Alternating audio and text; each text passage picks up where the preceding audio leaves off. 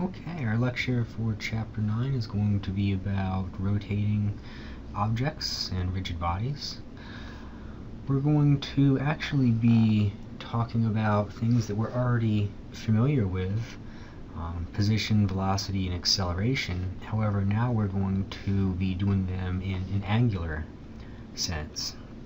And fortunately, everything that we've learned about the linear position, velocity, and acceleration can be directly applied to the angular side of the house.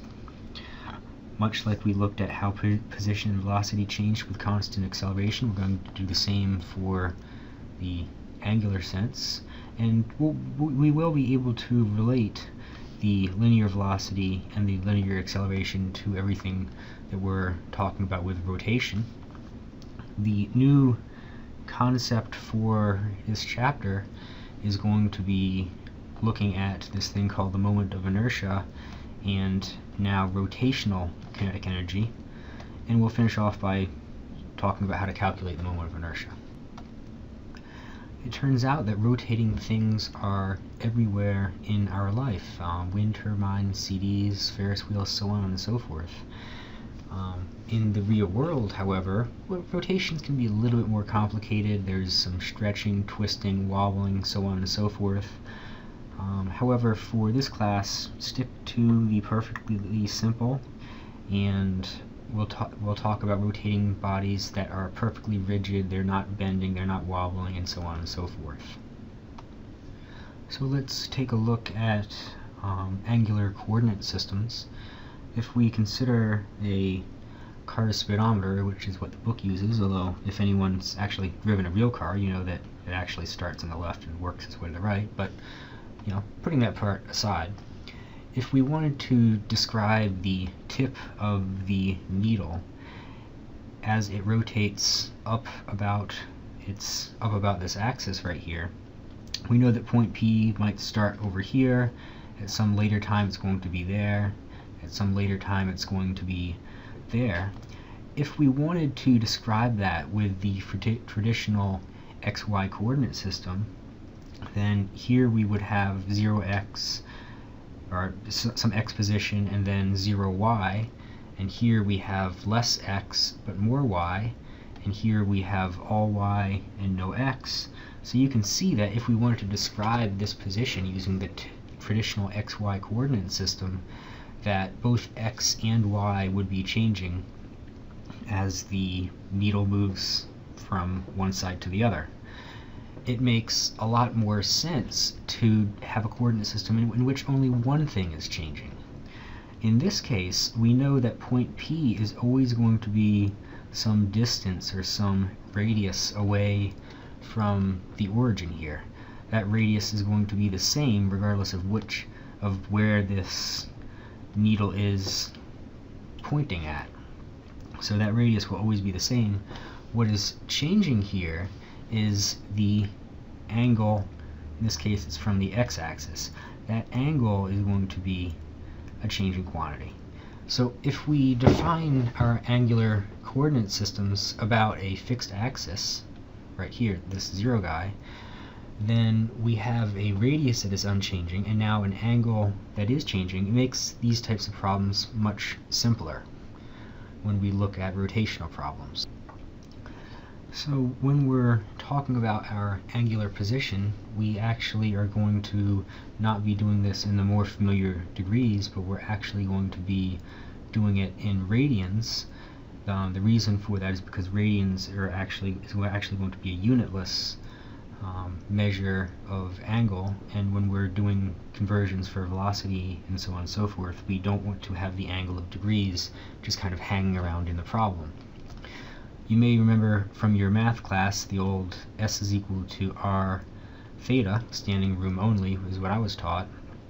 What we're relating here is we're relating an arc length, that's this distance S, to an object's radius as well as the angle it has traveled throughout, and the angle in radians is simply going to be the arc length divided by the radius.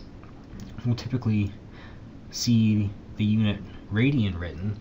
However, if you think about it, S would be, say, in meters, and R would be in meters. So theta is, in fact, unitless.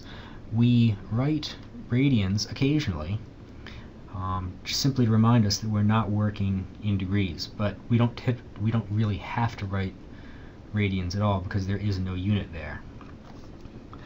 It may be more familiar to you to say one complete revolution is 360 degrees. That makes sense.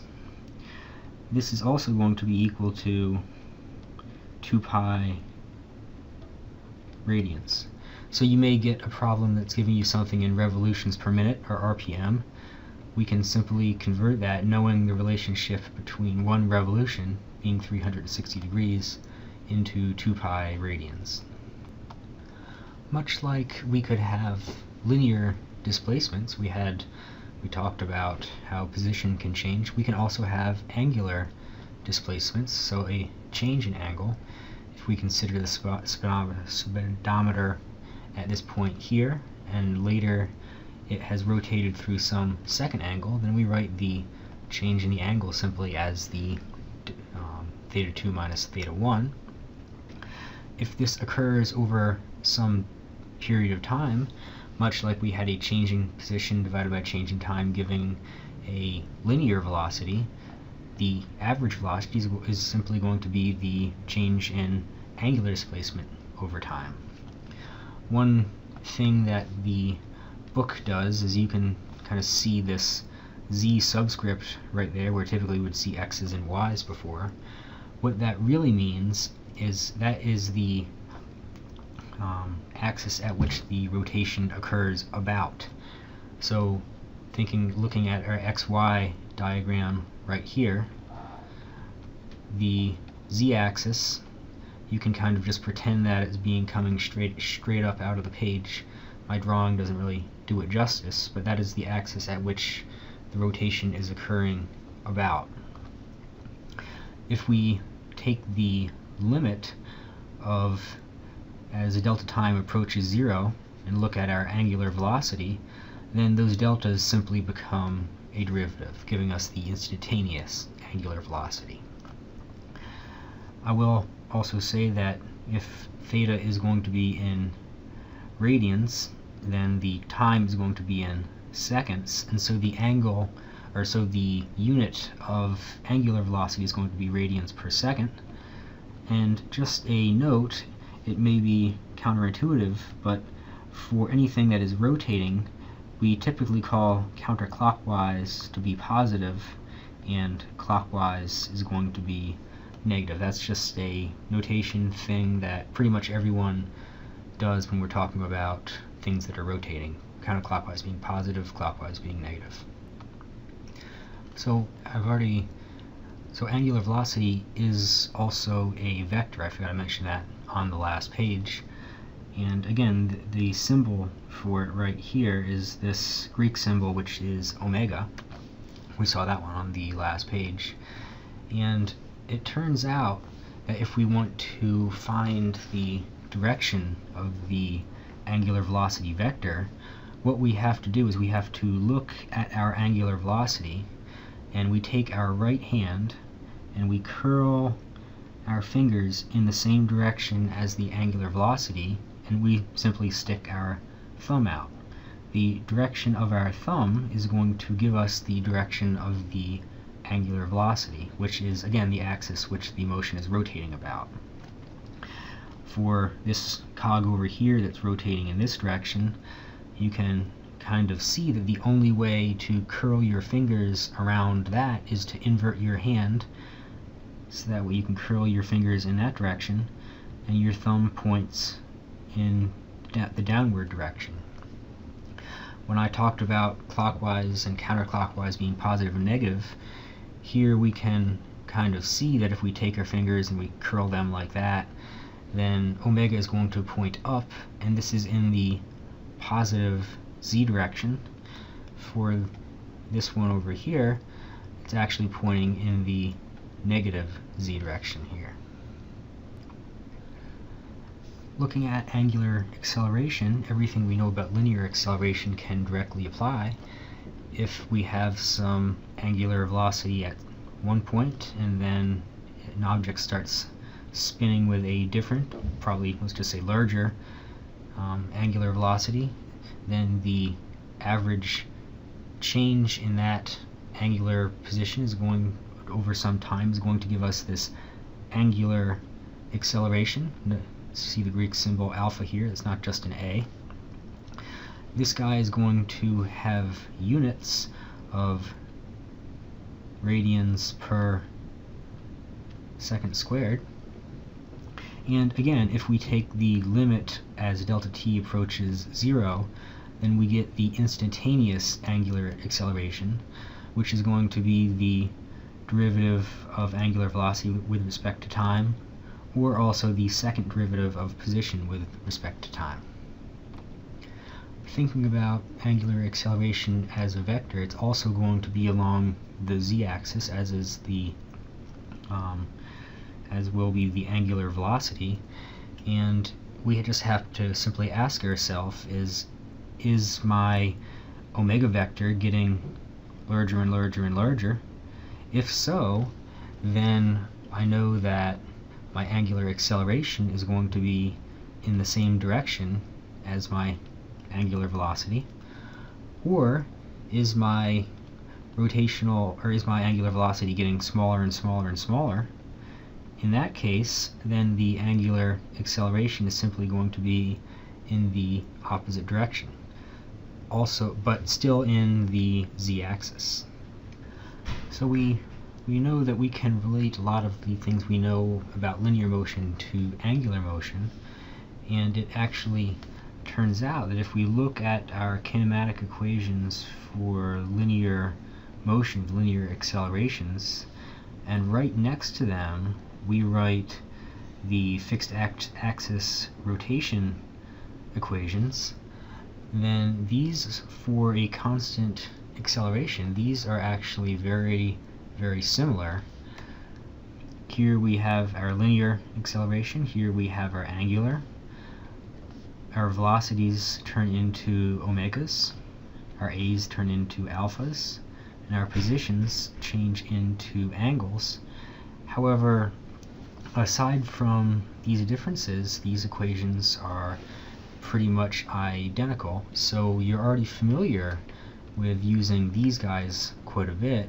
So now it's going to be a simple matter of identifying initial positions and velocities and so on and so forth, and applying these equations over here.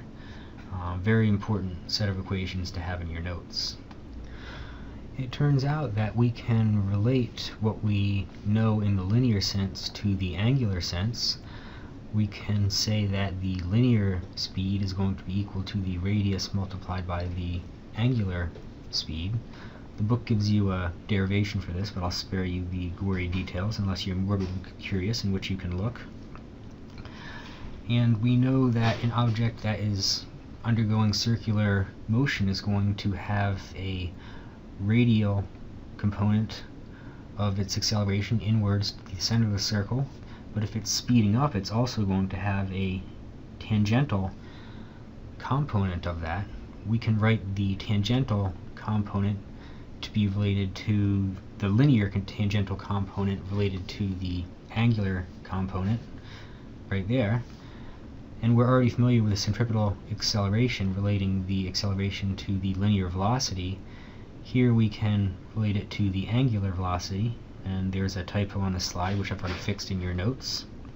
So omega squared multiplied by the radius.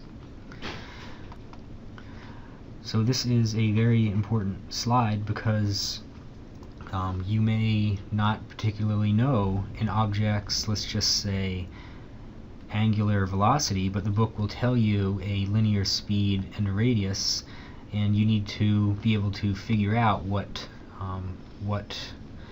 the angular velocity is in order to solve the problem. Something else I'll point out is if the book says that you have a pulley that is being that has something pulling on it and it's rotating without slipping, what it is doing, it is relating the linear speed to, say, the object that is falling on the pulley to the linear speed at the edge of the pulley, these are the same, you know the radius of the pulley, therefore you know the angular speed, the angular velocity. So rolling without friction or anything like that is going to be a hint to use this equation right here. So let's go ahead and take a look at example 9.4. We have a disk that's being thrown. It has some linear speed and it's being accelerated. We're asked to find the tangential speed in the radial, tangential acceleration in the radial. You know that the radial is going to point inwards towards the center of the circle, in this case the fellow's arm, and the tangential is going to be in the direction of motion at that given instant. So we can first find the tangential acceleration simply by knowing the angular acceleration, and it's going to be equal to the radius multiplied by the angular acceleration, so 0.8 meters and then 50 radians per second. So it has a linear tangential acceleration of 40 meters per second squared. Similarly, we can find the radial acceleration as being omega squared multiplied by the radius, which is going to be 10 radians per second, quantity squared, multiplied by the radius, 0.8 meters, and we're going to come up with 80 meters per second squared.